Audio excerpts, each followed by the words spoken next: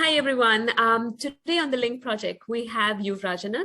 He is a J. Shetty certified coach and a man on a mission to change lives of people who experience racism. Yeah. Hi, Yuvarajan. So good to see you. I think we were just sharing how we feel so blessed to be able to speak to you. So you're a man on a mission to change lives of people that have faced racism, and you're an entrepreneur. You're an educator and a PhD researcher, and with all of that, there's just so much that we'd love to dive into, to know you more. Okay. I guess to start off with, what is something that, could you tell us, being the educator, the entrepreneur, the PhD researcher, how do you balance it all? Okay. Honestly, Mridula, if you asked me this question like 6 months ago, I will be stuttering to answer because I'm just trying to find the way to go through. But it was not until few months ago when I follow a course on Mind Valley, which is called Being Indestructible by Nir Eyal. So this is where she introduced a timetable called time boxing. Time boxing where you box your time into 24 boxes in a day, and in there you put in your most activities that or things which I'm passionate about. So for example, in my time box, I have a slot for my rest period. I have slot for my studying period. I have slot for until recently I doing the module for JSCS, doing for coaching. So I make sure I have the slot, designated slot, and during that slot I'll be fully focused, and I'll make sure there's no any distraction during that slot. That slot is purely for that single activity. That's so cool. Yeah, thank you.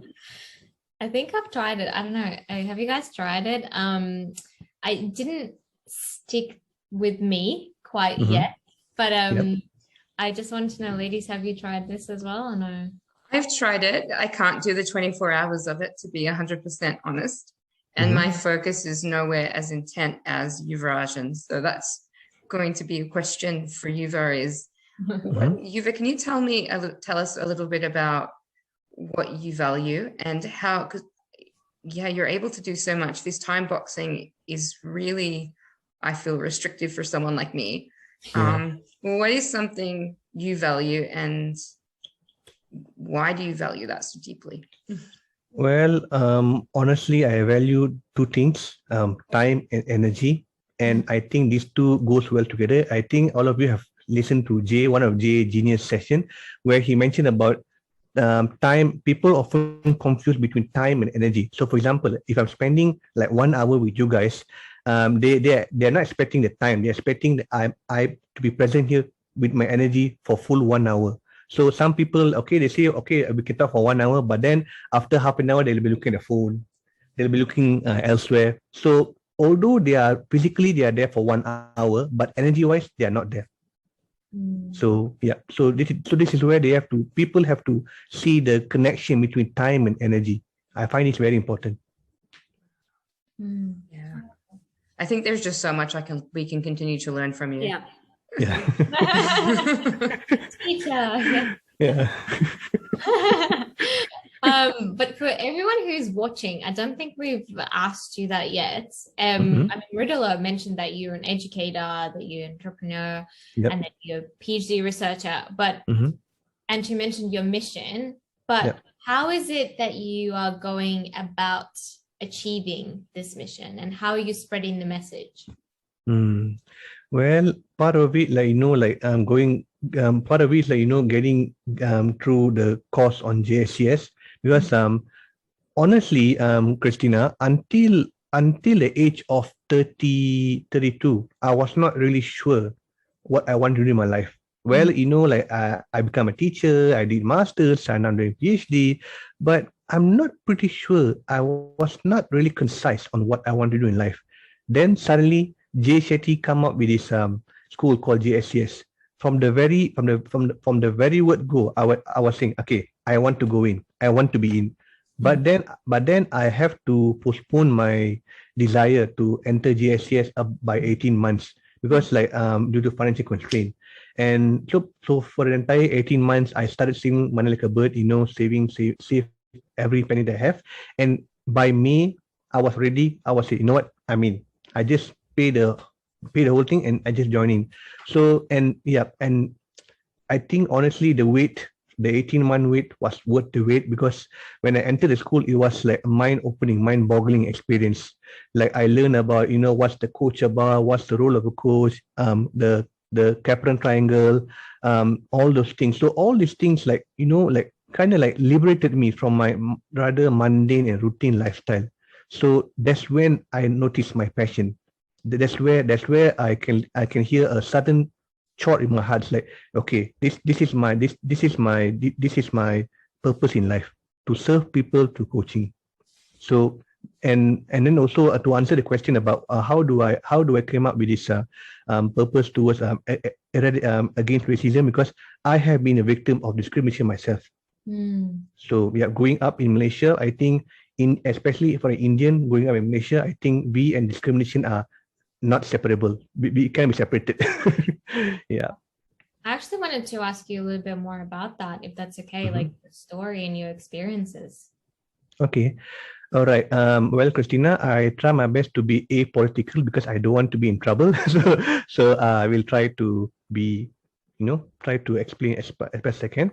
Well, honestly, my childhood was pretty awesome. Well, I'm the second kid in the family. I have another brother. My brother is also in Australia right now. He's working as a doctor there. So I'm the second child, and yeah, childhood was awesome. Like, like I've been a top student in school, all those, being excel in exams, academically. But right to the age of 17, that's where I noticed I start to feel unjust. Even then, the word discrimination didn't register in my mind. So the thing was, was during public examination. So in Malaysia, at the age of 17, you have to undergo one final public examination before you enter into university, college, or working life. We call it SPM here.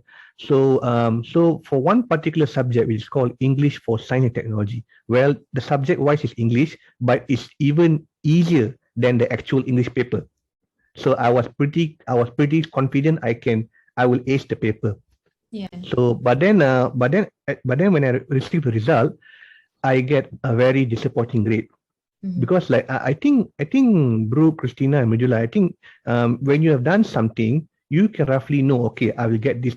You can expect what you will get because you have done it, you've been to it. So similar for me, when I've done the exam, I was pretty confident I will ace the paper. But they gave me, I think, a B, which is like disappointing. And when I tried to recheck my grades, they refused to give me an A. They still retain my grade to B. So only then, few years later, only then that I know that was just one kind of discrimination that I faced in school. In school, they are talking in schools. So that was the first bout of it.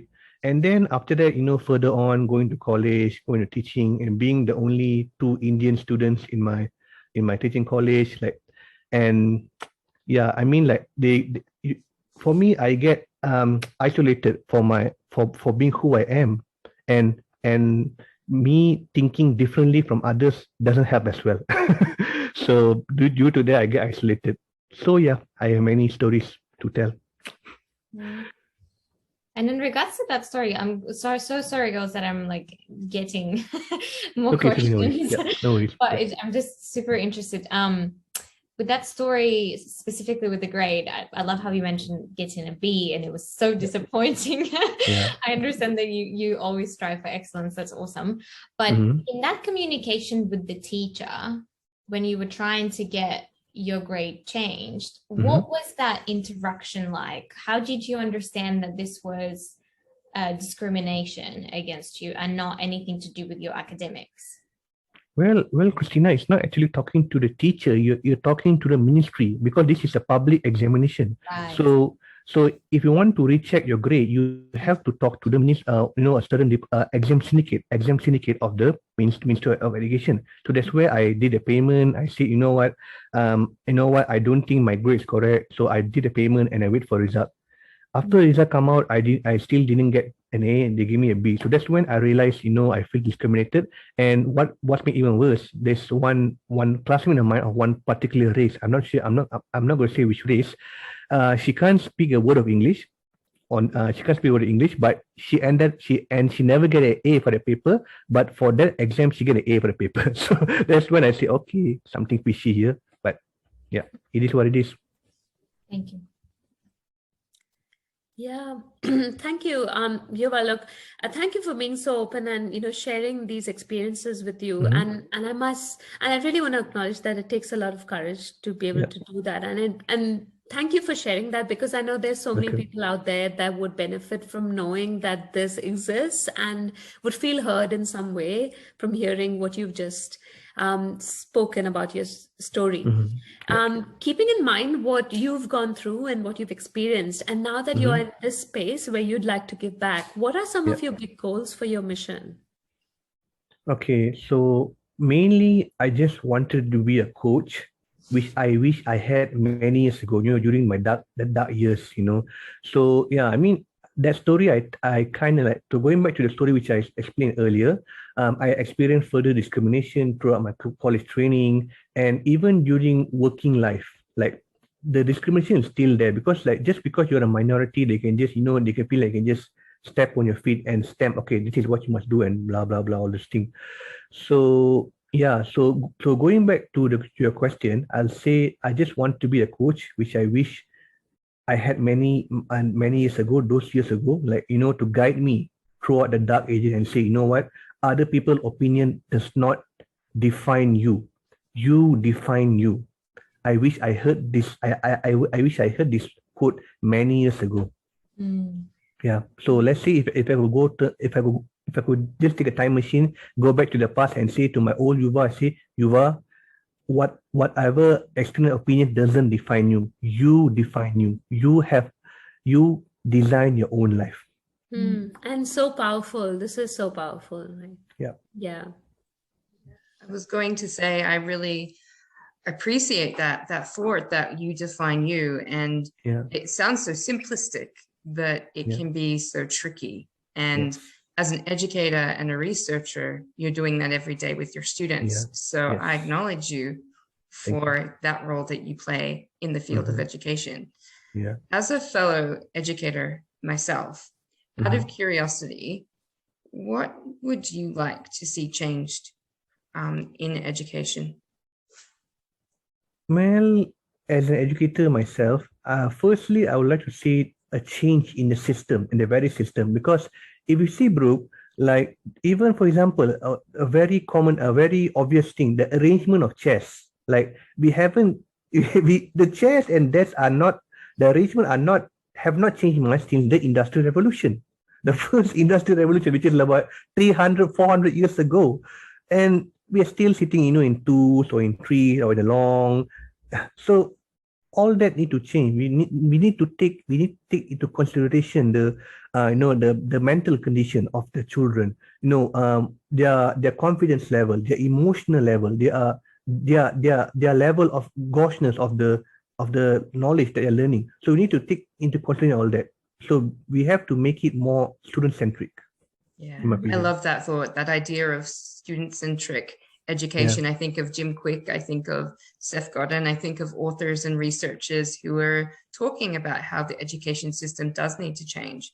And I applaud you with your research and your study in this field to be a part of that change for Malaysia. It's exciting. Thank you so much. Thank you. I love that. Thanks for sharing. It's just so interesting. I have like a million questions for you about you as a teacher, about all your experiences, interactions. But if we were to go back to your mission and that you're working on every day, spreading it everywhere, what are some of the big goals in regards to that mission? Okay, big goals. Okay, so initially, like, first of all, Christina, like, many people who are being discriminated, they do not realize they are being discriminated. They did not know that they are in the circle, in the circle of discrimination. So mainly the very first goal for me is to make them aware they are being discriminated, because I believe everything starts with awareness. even in JSCS, like we have the ABCs, the very first A is awareness, right? So we have to make the person aware. Okay, you are not. This is not right. You are being discriminated. So we have to let them aware first.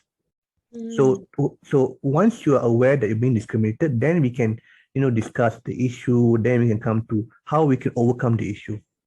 So yes, first thing is awareness, and secondly, like once you're aware, the mindset needs to be transformed.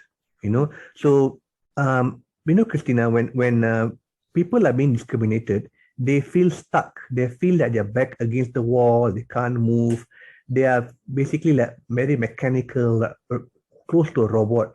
So they are thinking, you know what, like I'm stuck. I can't do anything. I just be a sheep. Just follow the flock. So this is where the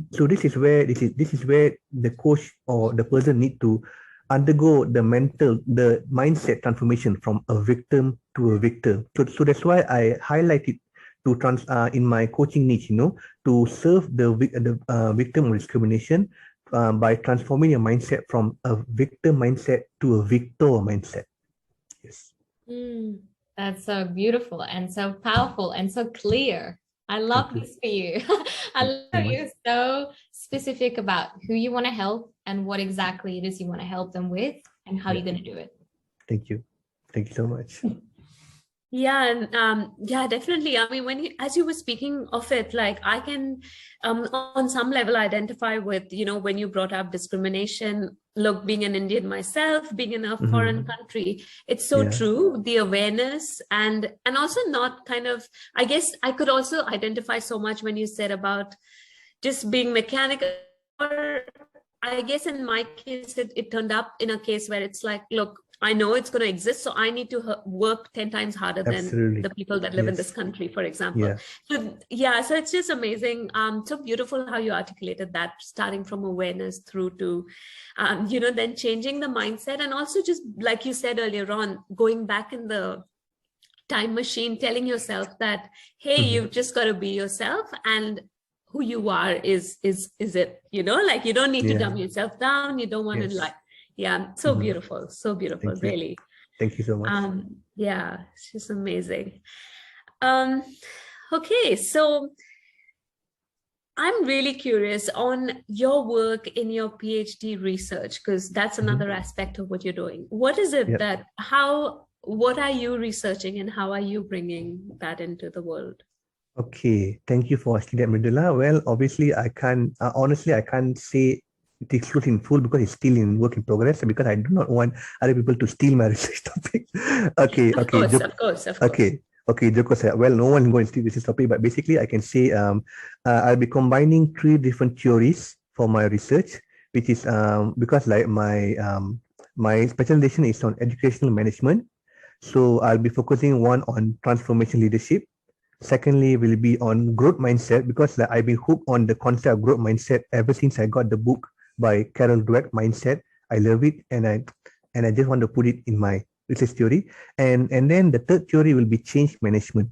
So basically, it's like I just want to see whether growth mindset has a role to play between transformational leadership and also growth change management, and how they're managing change. So that's my research about. Yeah, lovely. I love how you've linked these, and thank you for sharing. I'm just not doing any research myself. I didn't appreciate the confidentiality side of things. So thank you for Thank you. And honestly, I'm looking forward to end this by next year, because it has been pending for the past 3 years. And I just want to share a little secret if you don't mind, a little story. Well, I started my PhD back in 2018, and I'm doing a mixed mode doctorate, so which means that you need to complete a certain courses and exams and assignment, and then you are eligible to start your thesis. So I completed my courses by the year 2020, and only in mid 2020 I started my thesis work. And and for some time during the year between May and October, I put that on hold because I need to focus on JSCS, and thankfully JSCS is over. I just got graduated like last week, and so now I can just turn back my focus into completing my doctorate. So yeah. Congrats, by the way. Thank you so much. Thank you. Yeah, congratulations on your JSCS qualification. Thank you so And much. I'm going to be really selfish now because I'm really curious. What is one of your favorite books you've read this year, and what was something you learned from it? It's interesting because I've read a few books this year. The favorite, can I say just a few and not just one? Sure. Tell us about your favorites. Okay, so firstly, I'll say the book, The Buddha and the Badass by Vishen Lakiani. Apart from author being a Malaysian as well, because Vishen Lakiani is actually Malaysian, but now staying in Estonia. Because I find the content is truly amazing. Because when you read the book, it's not a normal reading. You have to read chapter by chapter. Chapter 1, chapter 2, chapter 3 to find the full gist of the book. But Vishen have written in the book in a way that, if you're looking for this thing, just go to this chapter. If you're looking for another thing, just go to this chapter. So basically, it can go either way, So that is why I like the book, and partly because one of the very first chapter where there's a thing called dream setting activity where from you list down all the values they have done, all the activities, all the important highlights in your life, and you write out the value, and from there you come up to the few founding values. So these founding values is very important because this is especially if you're going to start your own business, you have to be clear between founding values and the organization values. So when your founding values is strong, then organization values will follow to your founding values. So that's why I love this book. So that's from Buddha and the Badass. And the second one, I think I have a book here. I just got it. Sorry.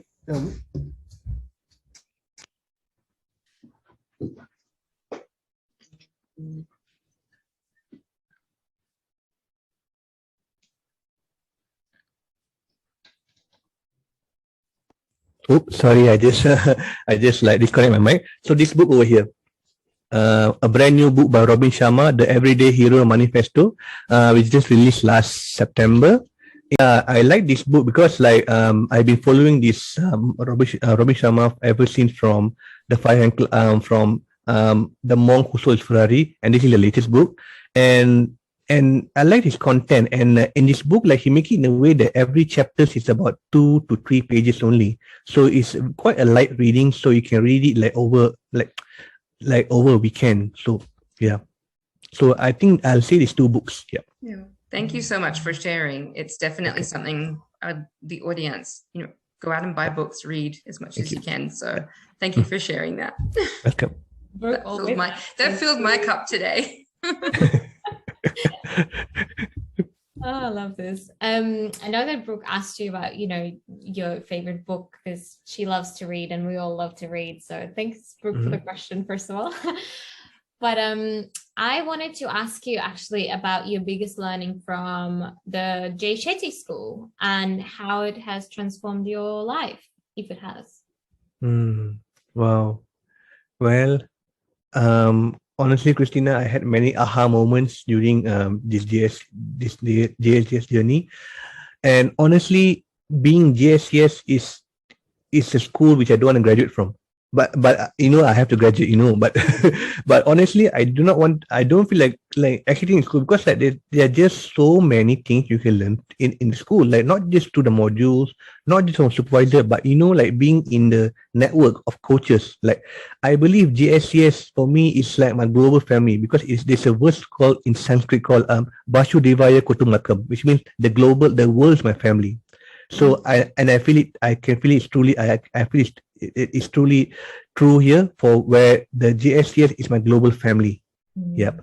And going back to your question, one of the valuable lessons which I learned is being authentic.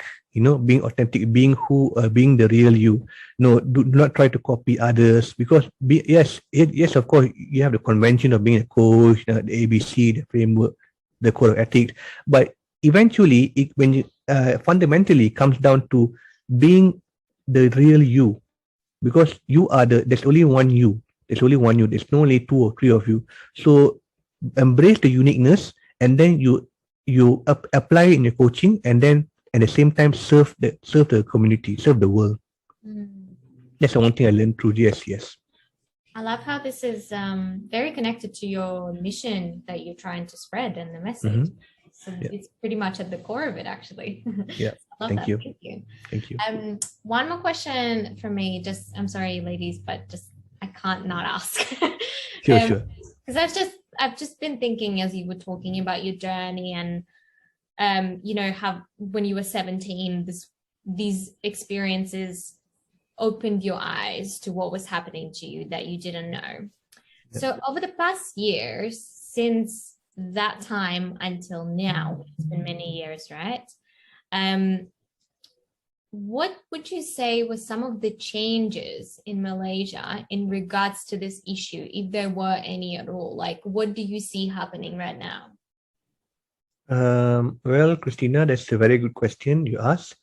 Honestly, there have been some changes, but not to my liking, honestly, because they have still some elements of racism. Like, for example, like for me as an Indian, like if I want to get a job, for example, every other job, I mean, even for a simple lecturing job, for example, especially in private sector, they put in another bonus requirement: speak Mandarin.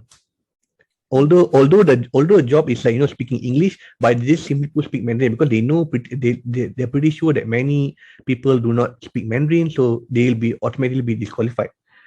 so that's only one part. Then another part, even getting a rental in Malaysia is quite difficult, especially for Indian, because they see okay, even though we have the pay check, we have all the qualification check, but when it comes to are you Indian, they say yeah, and if I say yes, they say okay, sorry, we don't rent to Indian, because there's a stereotype, like Indians are drunkard, they stink, they're smelly, so yeah, all those things. Yeah, so it's quite, in short, it's quite hard being an Indian in Malaysia, but I'm just living through it. Yeah, we are surviving. This is heartbreaking to hear, to be honest. Yeah, I'm so sorry that you have to go through that all the time. Yeah. And it's just empowering that you want to change victim to victor, and that you have this within you that you want to, like obviously with the Malaysian structures and systems, and you've said that you want to like that's something ideally you would like to change, is systemic change. But it's just what you're doing to get there. I think makes it even more, I guess, inspirational, because here in Australia, we don't have that type of racism. So we're very blessed in that sense. And I just think, well, what you're doing and standing up above that, I think of Nelson Mandela, I think of the Mother Teresa's, I think of the people that had to take the first step to create change. Yeah. And I just think, Weaver, that's such an inspiration. So thank you. Yeah. Yeah. Thank you. And those children will thank you. Those students that you educate. Yeah. Thank you, bro. Because so through my coaching, because like in order to have a total change in to go again, to stop this racism thing, I think you need a government for that. And honestly, I'm not a government. I'm just an average Joe. I'm just a single person. So what I can do through my coaching service is, that to embed in themselves, as I said earlier, not to be influenced by the external voices.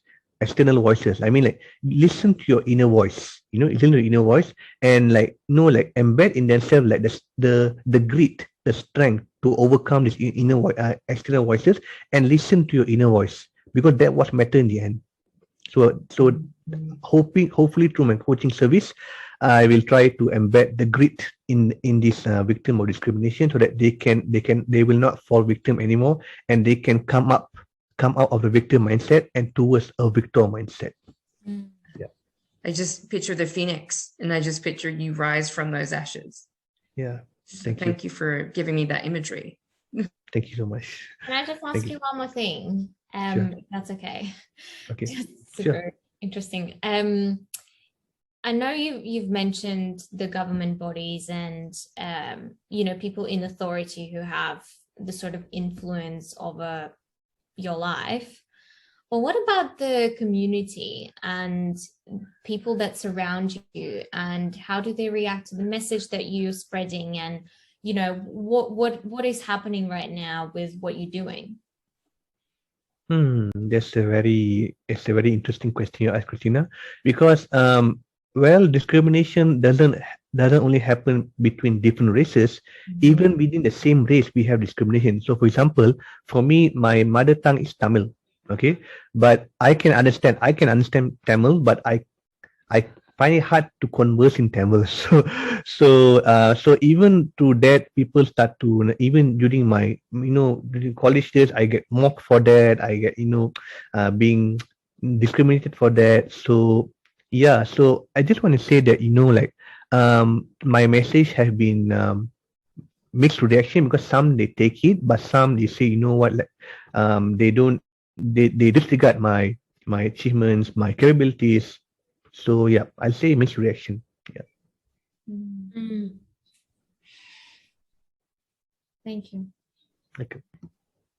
But you're going to keep rising like that phoenix. So I just have that victim to victor, and that rising of a phoenix. Out of curiosity, can you tell us a little bit about one of the first things you would like to do now that you are a graduate of the JSCS? Yeah, thank you, bro. Well, the first thing I'd like to do, is producing content to promote anti-discrimination, because you need to understand, bro, discrimination. What's the root of discrimination? Ignorance. Like you refuse, either you don't know or refuse to know about other people other from you. So I'll say ignorance. So what's the best way to overcome ignorance? Education. You educate them. So for example, like maybe like a certain race want to know race A, want to know about race B. They don't listen about the adult, they don't listen to the the corrupted media and so on. They will ask someone from race B about their lifestyle, their ritual, their tradition. So I believe going forward, it's not tolerance, it's not tolerance. You have to completely understand other people. So I think that's the first step, to overcome racism, is to educate, to combat ignorance through education. So that's my first plan, to produce content promoting anti-discrimination. And beside that, my second step will be, to collaborate with various minority right movement, like like Black Lives Matter, Stop Asian Hate, Me Too movement, and just collaborate them and just like like promote this thing, like saying that discrimination is wrong.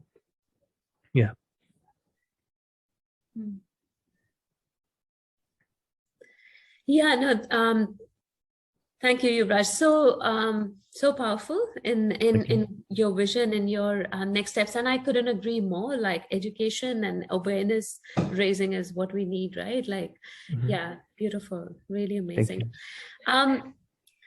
Mindful of time, and thank you so much. Like, you've been really generous with us, and given us some amazing. So as closing thoughts, we all were just so curious about, what do you do in your downtime, and what are some of the things that you love to do to unwind?